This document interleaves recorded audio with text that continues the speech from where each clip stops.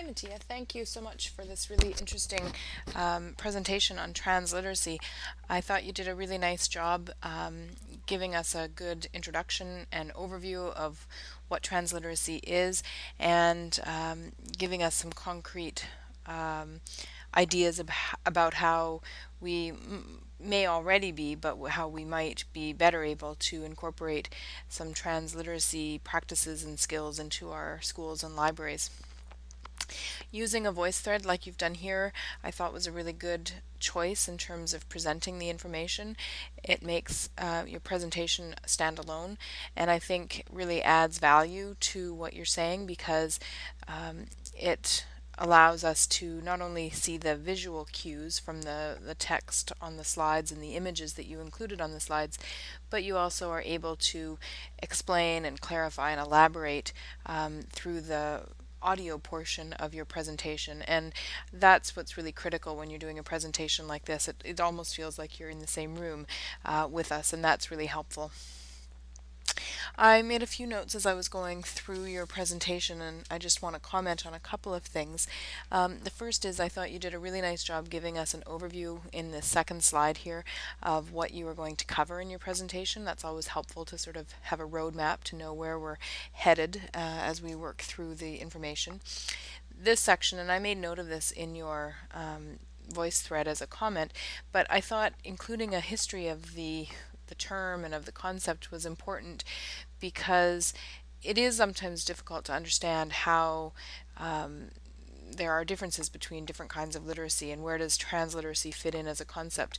And it's really important to note that transliteracy as a term, but also as a concept, not only stands alone, but it's also a really fairly recent and current kind of idea and hasn't been around for very long.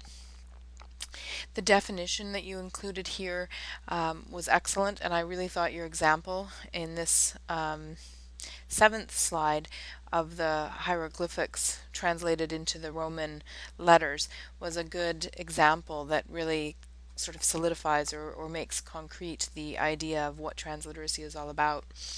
This slide with the umbrella and the metaphor of the umbrella as a way of thinking about transliteracy and where all the other kinds of literacies fit was helpful, and it's a good image to keep in mind because I think there is some confusion, and the difference between information literacy and transliteracy is something that's kind of confusing.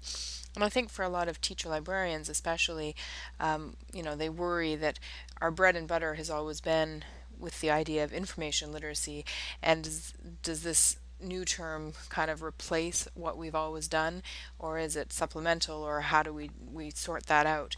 And I thought the analogy here of the umbrella was a good one to use. Um, I could comment on all of these slides, and I won't, but I did want to mention that I was pleased to see that you found the Partnership for 21st Century Skills and that you were tying some of that work and some of the ISTE work into your presentation. That was very good to see. And I think that's really important because transliteracy as a concept doesn't really stand alone. It's all part of this bigger picture. Um, I was pleased to see that you were referencing people like Bobby Newman and Tom Ipri and some of the other big names who are currently talking about transliteracy and using their work to support the things that you were saying. So you introduced your audience to some really important resources in that way. One thing that seems to be missing, and I hope I didn't miss it, but I don't see a reference list either as part of your voice thread or as a separate attachment or document, and that's a problem. You do need to have a reference list, so keep that in mind that if you were doing this as a presentation, you should be able to provide a reference list, even just at the end of the slideshow here. I have a few other comments that I will include on a separate document for your resource page, but I do want to say that I thought this was an excellent presentation and you shared a lot of really interesting content and resources with all of us, and I hope that you get to share this with others in your district at some point because I think it's worth sharing. So thank you again.